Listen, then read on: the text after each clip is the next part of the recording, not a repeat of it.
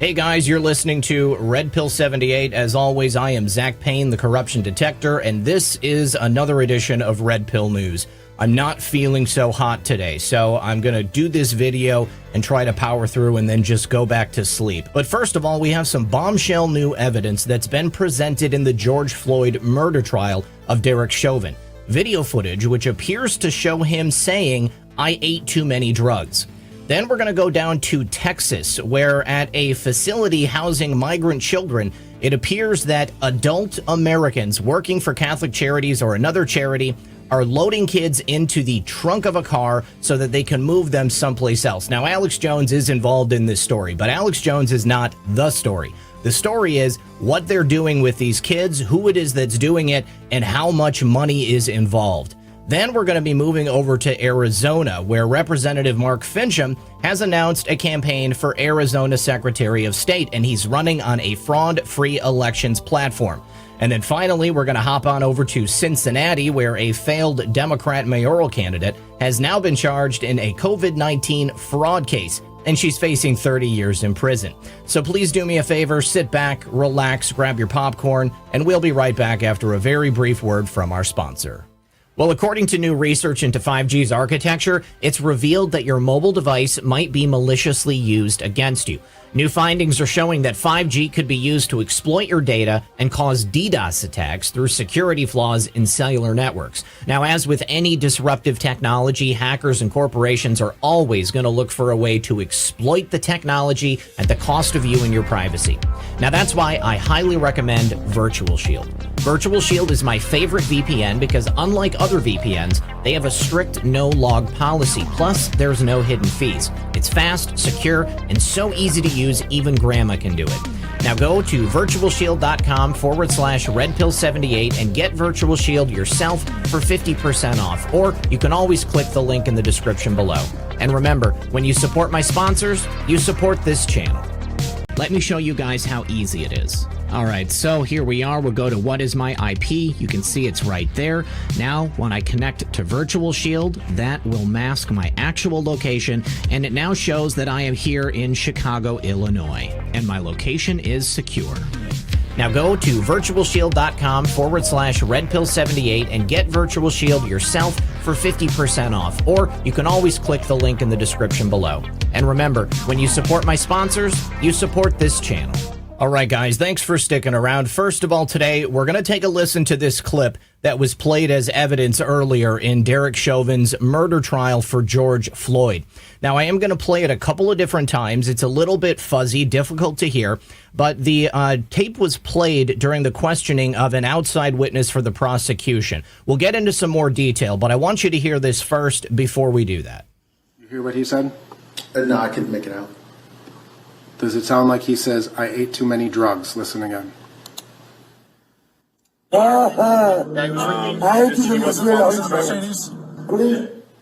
can't make that out, no.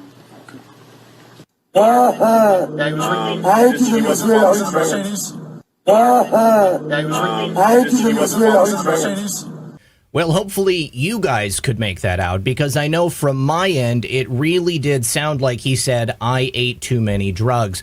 Now, when you put that together with the evidence I presented yesterday, George Floyd perhaps in the midst of a drug deal gone bad, his drug dealer in the car, he was reported to have popped a couple of pills into his mouth before the officers were able to arrest him.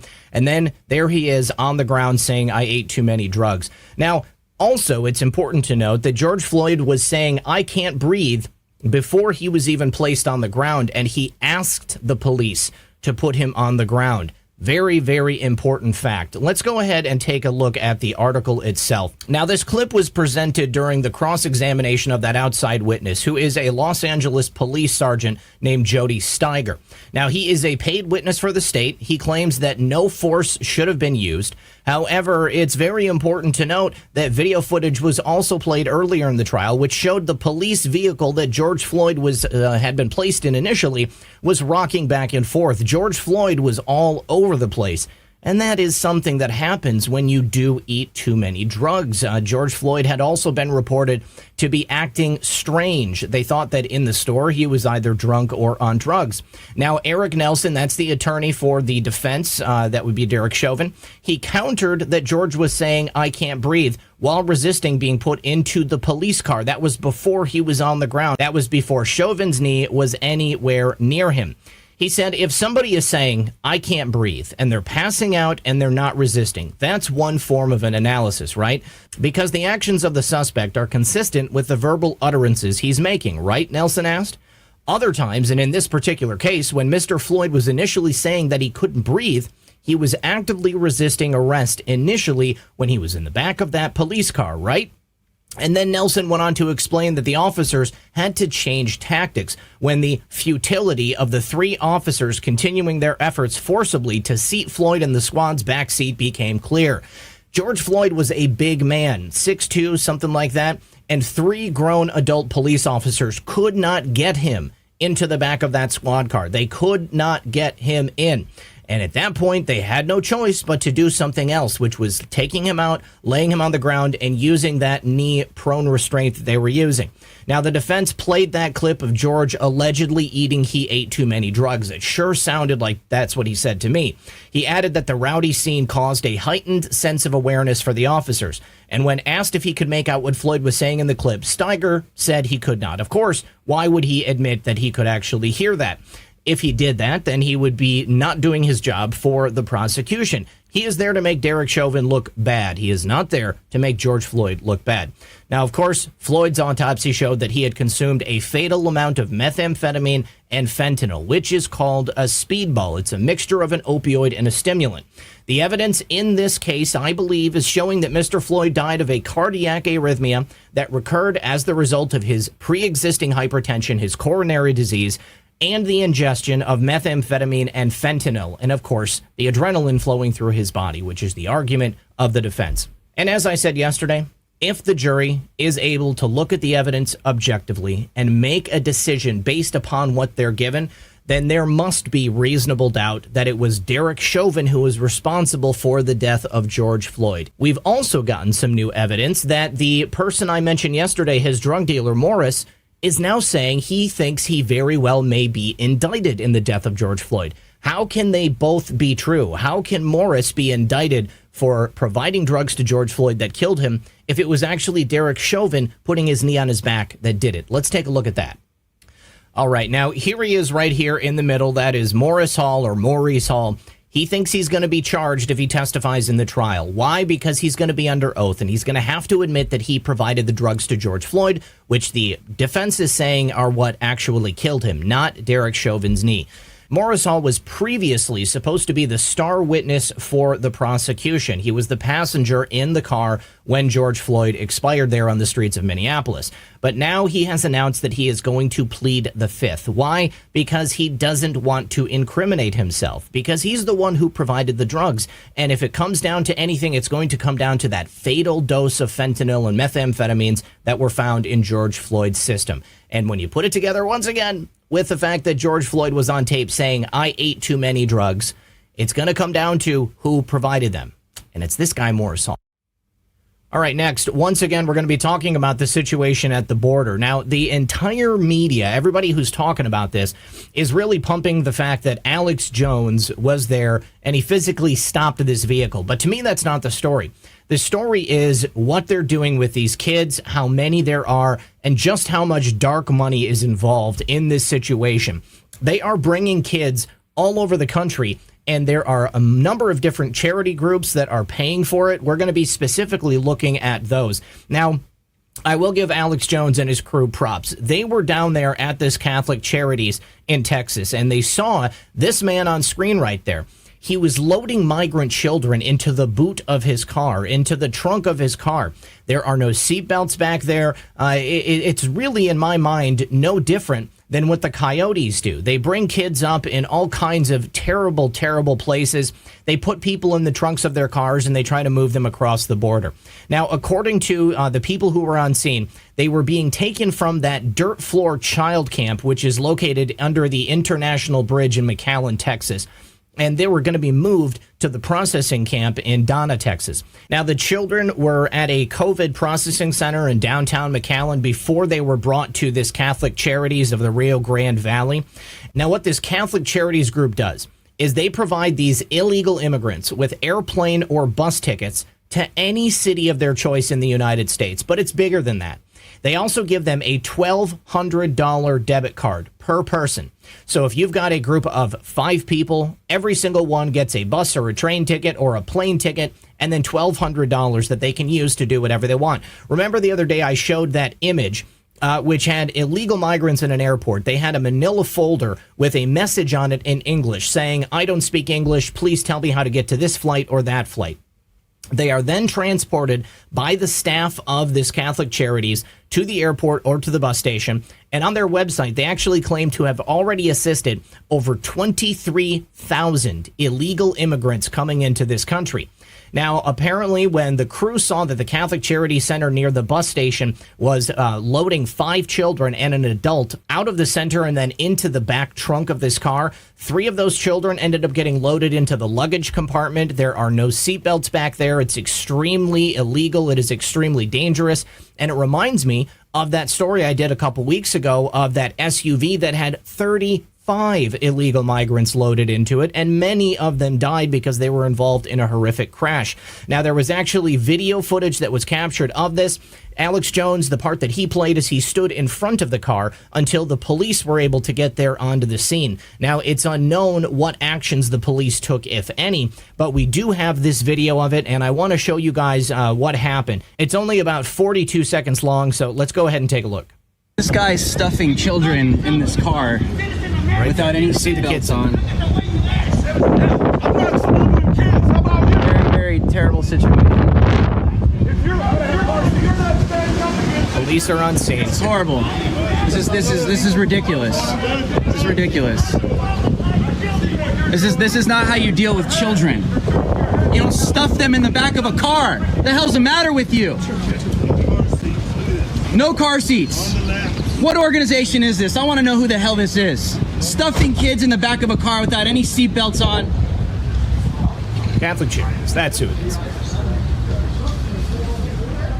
So after the police arrived, the driver was forced to remove those kids from the back of the vehicle. He brought them back inside the building. But this is only a temporary solution because, of course, you have to believe that they just went and got another car so that they could transport them all to the airport or to the bus station or to the train station and then take them wherever the heck they want to inside the United States. And the thing is, this is not the only branch of the Catholic Charities. They are all over the United States. There is a network of these organizations that is providing money for illegals to come into the country, and then they're moving them all throughout the country so that they can set up in different cities, in different areas, and then who knows what happens to them. This adult putting kids into the trunk of a car, giving them money, giving them tickets so they can go wherever they want illegally inside the United States. It's a travesty that these charities are allowed to do this. It is clearly against the law. It is bad for everyone. And I shudder to think what happened to these kids that came across the border or the ones who never even made it. Remember that story last week about the 6-month-old baby that was thrown into the Rio Grande River so the coyotes could get away? These illegal immigrants are nothing more than commodities to these brokers and to these organizations acting illegally, giving them money. Where does it come from? Who is providing the money? I would imagine George Soros has something to do with it somewhere along the way, but there are so many different organizations and corporations that are providing these illegal services to people who want to come to our country and do it the wrong way. There is a means and a method to become a United States citizen, to enter our country legally. That is all we are asking. We want people to do it the right way, because when you do it the wrong way, it's not fair to the people who went through the process to do it legally. And then finally, there is at least one person at Catholic Charities whose sole job it is to determine where to take these migrants, how to transport them, who is going to provide the transportation, because they're going to get paid for it too. And then don't forget that the $1,200 they are receiving individually and the money that's paying for the plane tickets, that's only a small portion of the total money being brought in by Catholic Charities. Catholic Charities is being paid big bucks to move these illegals throughout the country and place them in different communities. There is a lot of money in this game. I would imagine they are probably a non-profit organization. Their whole job is to spend all of the money that they take in every year. And it doesn't matter if it's on salary, if it's on meals, if it's on materials, if it's on the cost of moving illegals throughout the country.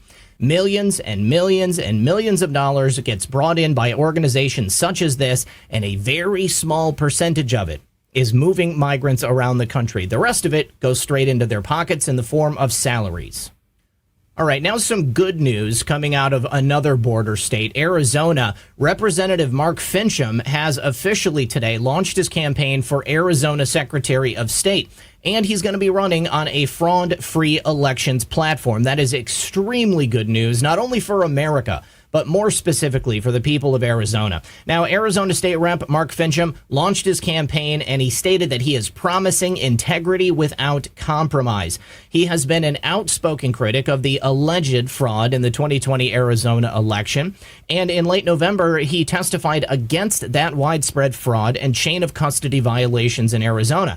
Today, this morning, he announced to the Gateway Pundit, I am running on the fraud-free elections platform. We've got to do a root canal on government corruption and arrogance. Remember, the current Secretary of State in the state of Arizona, despite knowing that there was a massive probability for fraud taking place in that state, she signed off on the results and then handed it over to the electors, and she gave a fist bump to the governor of Arizona who was in on the fraud, allegedly.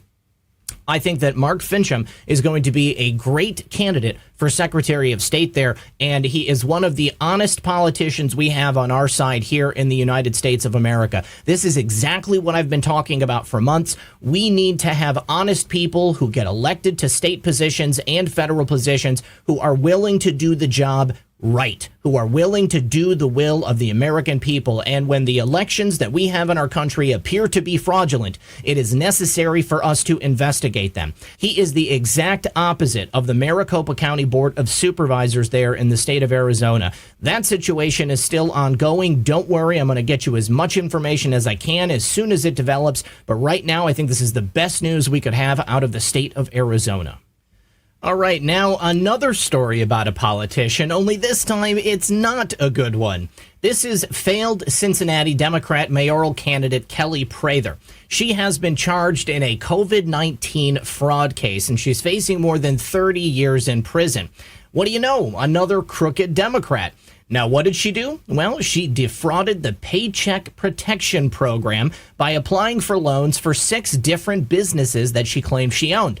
They were entitled Enhanced Healthcare Solutions, Life Skills Enhancement, Prather Property Management, Reliable Ambulette Services, Rich Glow Management Services, and Tots R Us.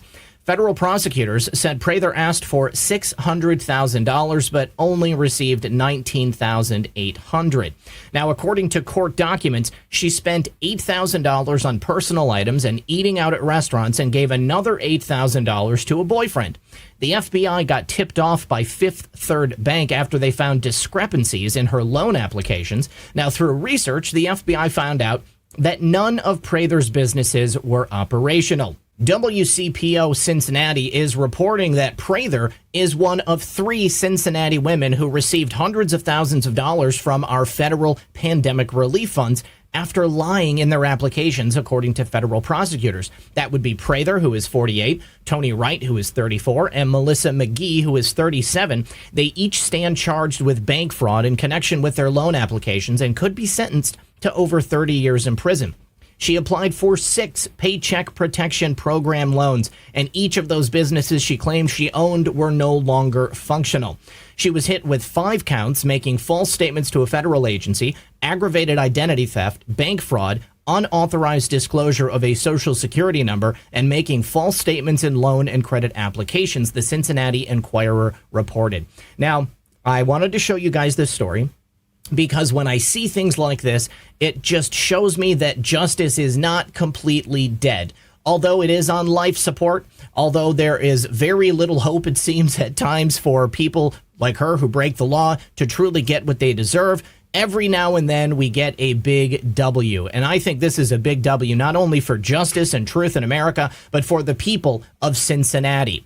This goes to show you that you cannot just openly commit crimes, lie to the federal government, defraud the Paycheck Protection Program, and commit other crimes that could potentially get you arrested and thrown in prison. I hope they throw the book at her, because it is disgusting when this kind of stuff happens. This is not an isolated incident. You better believe that hundreds of millions of dollars, if not billions of dollars, were defrauded out of the PPP program. And we need to show that crime does not pay in America. Good job, Kelly. Thanks for helping out. All right, guys. Now, finally, I want to end with this clip from Hunter Biden's interview that he did very recently. In this clip, and while you listen to it, I want you to remember that Joe Biden called Hunter the smartest person he knew. Well, maybe that's not too surprising coming from someone like Joe Biden, who appears to have some type of cognitive deficiency, apparently. But Hunter Biden is describing something known as crumb snatching. I heard about it in a hip hop song, and he's going to tell you about what it means. Yeah, I spent more time on my hands and knees, picking through rugs, smoking anything that even remotely resembled crack cocaine. I probably smoked more Parmesan cheese than anyone that you know, I'm sure, Tracy. So I'm not quite sure what Hunter Biden is trying to do here. It appears that this series of interviews that he's been doing are meant to rehab his image, but positioning yourself as somebody who would crawl in the carpet looking for bits of crack cocaine, staying awake for 13 days at a time, subsisting on nothing but crack cocaine and vodka, just doesn't seem to be a very good look to me. And it certainly does not lend itself to Joe Biden's characterization that Hunter is the smartest person he knows. All right, guys, that's all I've got for you today. I am heading back to bed and doing some rest and relaxation, eating lots of vitamin C, zinc, and some Tylenol. As always, this has been Red Pill 78. I am Zach Payne, the corruption detector, and this was another edition of Red Pill News. Good luck, everyone, and God bless. All right, guys, one more thing. Don't forget to hit up thepatriotvoice.us so that you can register for the event that I, myself, and General Flynn and Sidney Powell and many others will be speaking at over Memorial Day weekend. It's in Dallas, Texas. Also, don't forget to check out the new audio podcast. It's available from Podbean. The links are always going to be in the description of this video. You can also find the link to my website, redpill78news.com, where you can get the audio podcast and every single video I do, whether it's a live stream or one of these produced videos right here. I love you guys. Thanks so much for watching. Don't forget to subscribe, and thank you for following me on all of these new platforms.